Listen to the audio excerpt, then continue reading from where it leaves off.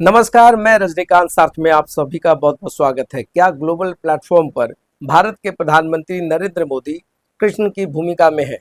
यह शब्द सुनने के बाद आप कोई नया परसेप्शन तैयार नहीं करेंगे और ना ही यह समझने की कोशिश करेंगे कि मैं किसी अंधभक्ति में इस बात को आपके सामने रख रहा हूं। मेरा स्टैंड हमेशा क्लियर रहा है और जब भी मैंने नीतियों का विरोध किया है तो नरेंद्र मोदी के तमाम चीज़ों को, जो पॉजिटिव एस्पेक्ट्स हैं, उसको भी आप लोगों के सामने रखने की कोशिश की है, क्योंकि ना मुझे अंधभक्ति आती है ना अंध विरोध। मैं दोनों चीज़ों के बीच में जो भारत का भी रुख है पूरे विश्व में, मैं उसको अप्रिशिएट करने की कोशिश कर रहा हूँ। संदर्भ है यूक्रेन दौरा का।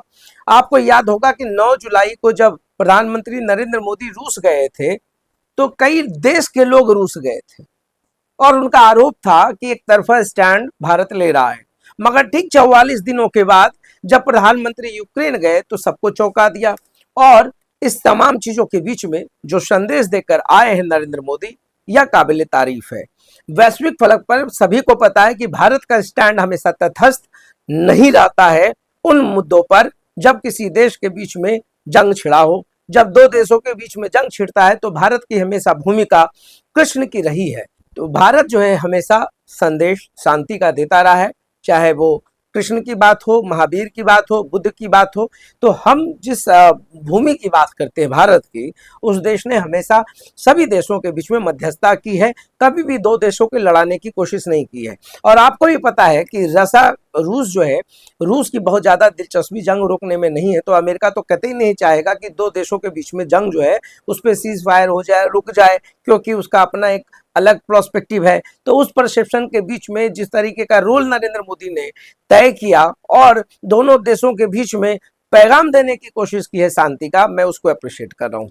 और चीजें हैं, बहुत स्टैंड क्लियर है कि अगर रसा से, जैसा कि यूक्रेन के प्रधानमंत्री जेलेंस्की ने कहा है कि भारत चाहे तो युद्ध रुक सकता है। अब युद्ध रोकने के लिए जो उनके तथ्य हैं, जो तर्क है यूक्रेन के प्रधानमंत्री का, उसको भी सुना जाए।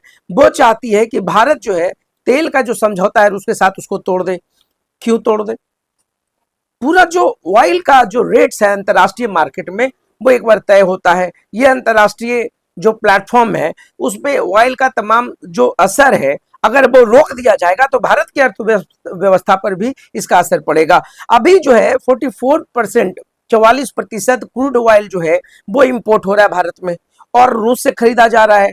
अगर ये, मतलब आप इस चीज को समझिए कि 2.07 मिलियन प्रति बैरल की आवश्यकता है भारत को। अगर ये रोक दिया जाता है तो इसका असर कहां पड़ेगा? अगर ऑयल महंगा हुआ तो फिर जो चीजें हैं वो अलग अर्थव्यवस्था को कमजोर करने की कोशिश करेगी। इस बीच में भारत ने तो स्टैंड काफी क्लियर कहा और स्पष्ट नरेंद्र मोदी ने कह दिया है कि मैंने शांति चाहता हूं। और इधर यूक्रेन के प्रधानमंत्री का बॉडी लैंग्वेज देखे तो इससे भी समझने की कोशिश करेंगे कि नरेंद्र मोदी ने बहुत समझाने की कोशिश की है। ये लड़ाई बंद करनी होगी, क्योंकि आपको भी पता है और सब कोई जानता है कि यूक्रेन का सपोर्ट इधर यूरोपियन कंट्री से है। मोदी पर दबाव पश्चिमी देशों से भी चल रहा था।